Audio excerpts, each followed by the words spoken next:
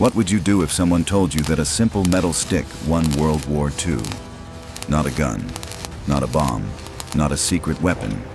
A metal rod about as long as a pencil that cost 5 cents. A tool so basic, you probably have one in your garage. A welding rod. Thank you for being here. Please subscribe to keep us going forward. November 1942, the Atlantic Ocean. German submarines are winning the war, and most people don't even know it. Every day, Nazi U-boats hunt Allied cargo ships carrying food, fuel, weapons, and medicine from America to Britain. Every day, ships sink. Lots of ships. So many ships that Britain is starving. So many ships that the math is simple and terrifying. If this keeps going for 6 more months, Britain surrenders. Germany wins. Game over. The Germans sink 4 million tons of ships in 1940, another 4 million in 1941.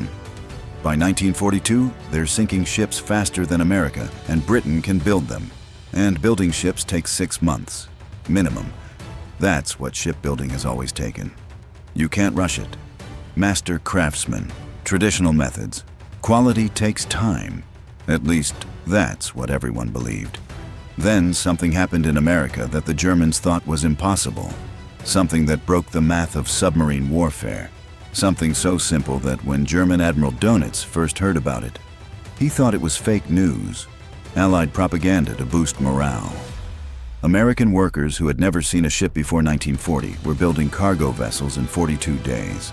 Not 6 months, 42 days. And that wasn't even the crazy part. The crazy part. One shipyard in California built a complete ship, 10,000 tons of steel, in 4 days and 15 hours. The Germans didn't believe it. It violated everything they knew about shipbuilding. But it was true. And by the time they figured out it was true, the Atlantic Ocean was filling with ships faster than their submarines could sink them. This is the story of how a 5-cent welding rod defeated the Nazi submarine fleet, how farmers became shipbuilders in 3 months, and how the choice between doing things the right way and doing things the fast way determined who won World War II.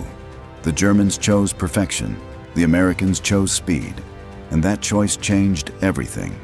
Let's start with what a U-boat is. U-boat is short for undersea boot, German for undersea boat. A submarine. And in 1942, German submarines were the deadliest weapons in the ocean. Here's how they hunted. A convoy, that's a group of cargo ships traveling together for protection, would sail from America toward Britain, maybe 40 ships. They'd travel in rows, each ship following the one in front. At night, they could only see the glowing wake in the water ahead. That's how dark it was. Below the surface, German U-boats waited. They'd spot the convoy, radio other submarines, and attack together in groups called wolf packs. Torpedoes would slam into ships, explosions, fire. Ships would go down in minutes. The cold Atlantic water was so freezing it would stop your heart in 4 minutes. The convoys kept coming because they had to. Britain is an island. Everything had to come by ship. Food, gasoline, weapons, medicine. If the ships stopped coming, Britain would starve. The numbers tell the brutal story. 1940, Germany sinks 4 million tons of Allied ships. 1941, Germany sinks 4.3 million tons. 1942, Germany sinks 6.3 million tons. Meanwhile, Allied shipyards were building maybe 3 to 4 million tons of new ships per year. Do the math. They're losing ships faster than they can build them. That's called losing.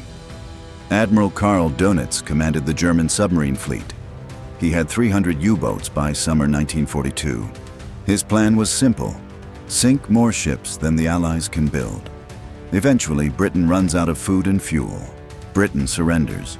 Germany wins the war without ever invading, and it was working perfectly. But in the shipyards along the American coast, something was starting that would break Dönitz's plan. Something he wouldn't believe even when his spies told him about it.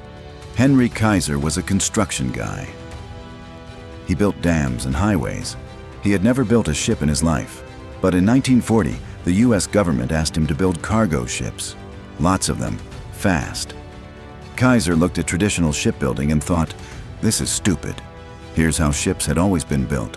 Master craftsmen who trained for years, each ship built one at a time, start to finish metal plates held together with rivets. Hot metal pins hammered in by hand. Each rivet needed a team of workers heating it, placing it, hammering it. 6 months minimum per ship. Kaiser said, "What if we don't do any of that? What if we train regular people in 3 months? Build the ship in sections at different locations, then put them together like Lego, use welding instead of rivets. Run the shipyard 24 hours a day under floodlights." Everyone said it wouldn't work. British shipbuilders, who had been building ships for 500 years, said American ships would fall apart in storms. German intelligence said the reports must be fake. Kaiser said, "Watch this." The first Liberty ship launched in September 1941, the SS Patrick Henry. It took 244 days to build, still slower than traditional methods. But the Germans weren't worried. One slow ship didn't matter when you're sinking hundreds. By early 1942, Kaiser's shipyards were getting faster. They were learning. Average build time dropped to 150 days, then 100 days, then 70 days. Here's the difference that changed everything. Old way, rivets. Heat metal pins to orange hot, place them in holes, hammer them flat. Takes a team of workers, takes years to learn, one rivet at a time. New way, welding. Use electricity to melt metal. The melted metal joins the plates together. Stronger than rivets. One person can do it. Learn it in 3 months. Continuous seam, no gaps. Every Liberty ship used 30,000 welds. That meant 30,000 places where metal was fused together at the molecular level. Each weld used a welding rod, a metal stick that melted into the joint. Kaiser hired everyone: farmers, teachers, factory workers, people who had never seen the ocean, women who had been secretaries. He trained them to weld in 12 weeks. In traditional German shipyards, becoming a master craftsman took years. Some of the early Liberty ships had problems. In winter 1942-1943, a few ships broke apart in cold water. The welds cracked when the steel got too cold and brittle. Kaiser's engineers studied the failures.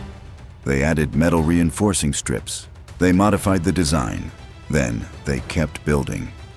Because here's the thing, for every one ship that broke apart, 20 others delivered their cargo safely.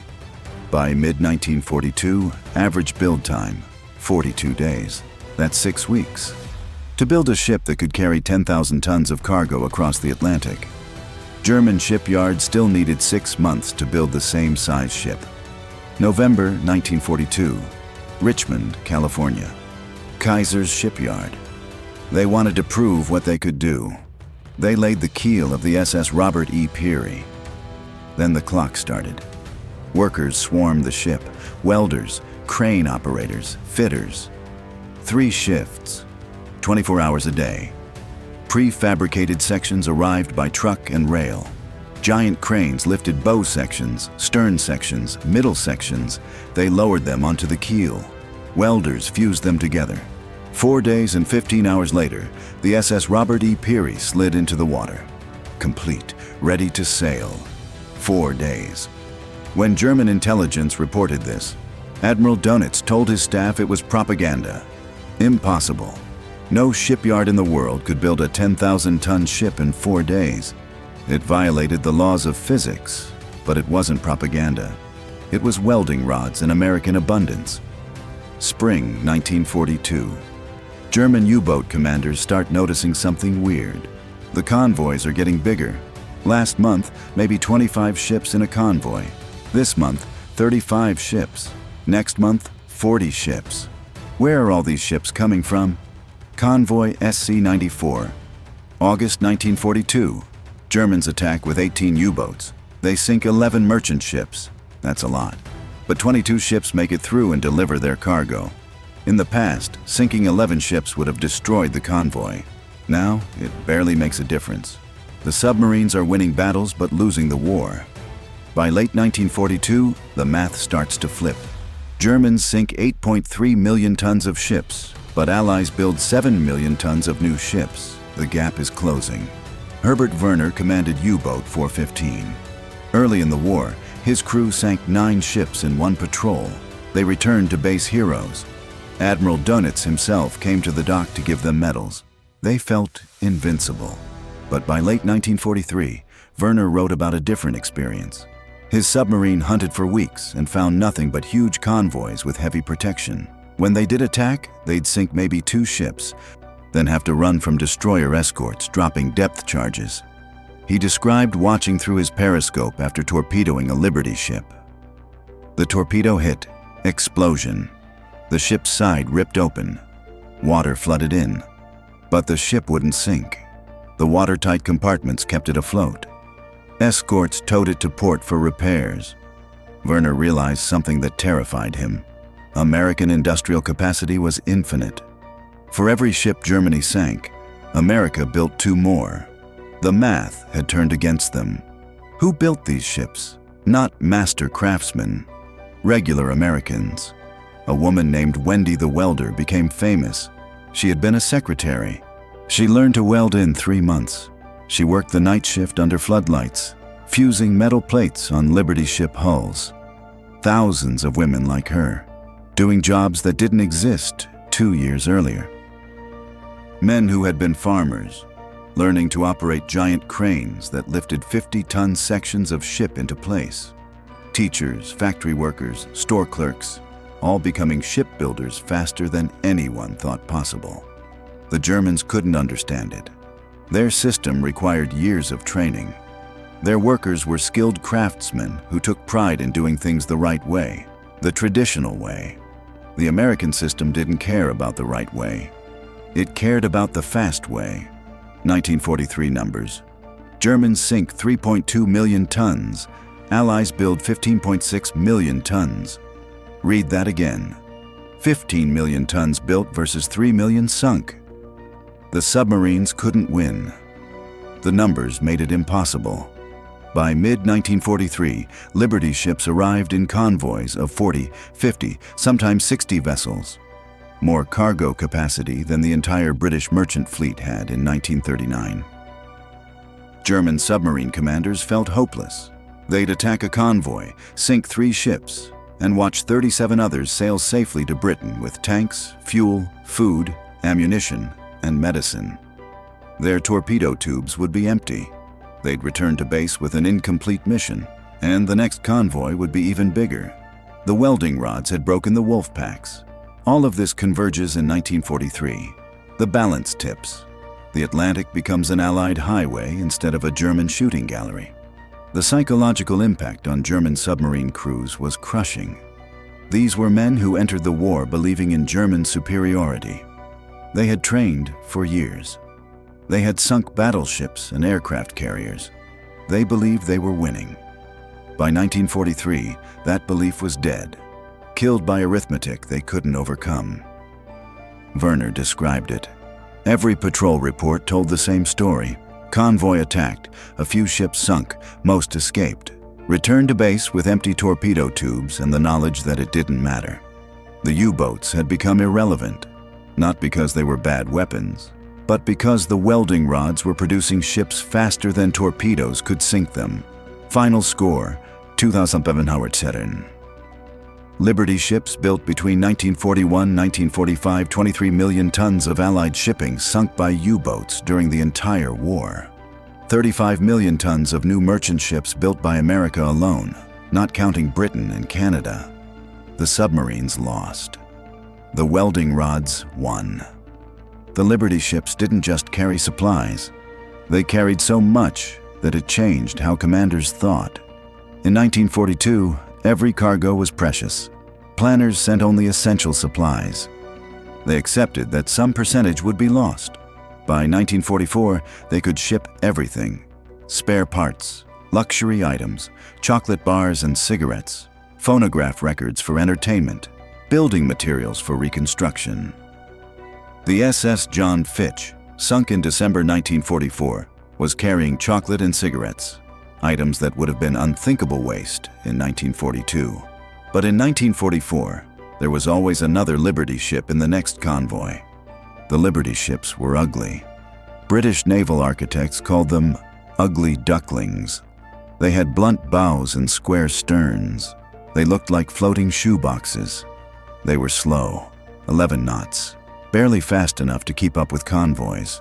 They were built to minimum specifications, just strong enough to survive one trip across the Atlantic. But they won the Battle of the Atlantic. The Germans built sophisticated U-boats, engineering marvels, weapons that could dive deep and run silent, crewed by men who understood naval warfare at the highest level. But sophistication lost to abundance, perfection lost to quantity, craftsmanship lost to speed.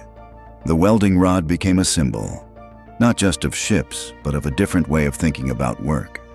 Traditional thinking, train master craftsmen for years, build things the right way, value quality over speed. American thinking, train regular people quickly, build things the fast way, value results over tradition. Both approaches have merit, but in 1942-1945, the fast way saved the world. Here's what the Liberty ships proved.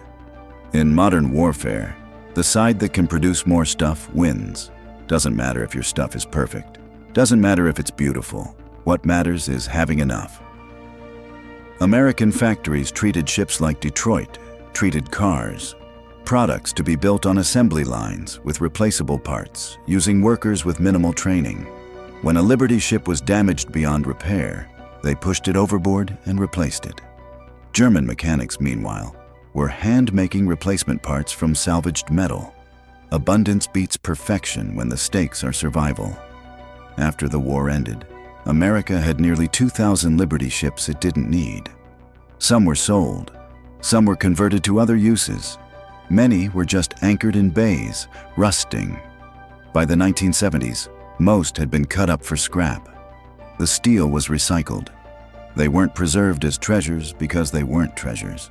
They were tools, and American industry could build more tools whenever needed. That casual disposal, scrapping ships that had saved the world, was the ultimate expression of the philosophy that built them.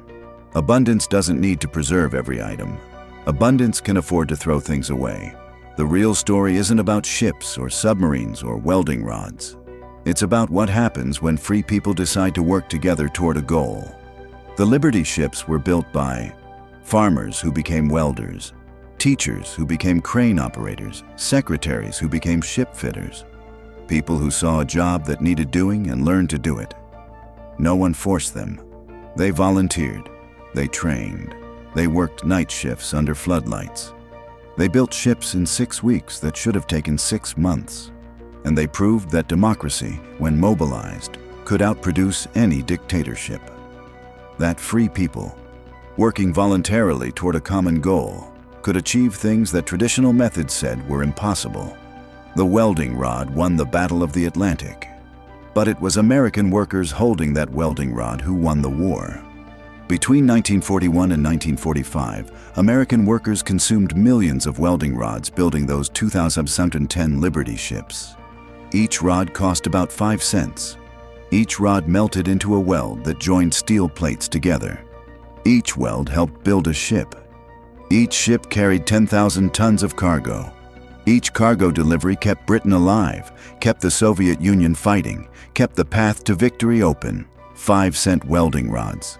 Millions of them. Together, they were more powerful than all the torpedoes in the German submarine fleet. But here's what history books don't tell you about those welding rods, and that philosophy of fast and abundant beats slow and perfect. That same debate is happening right now. Not in shipyards, but in your world.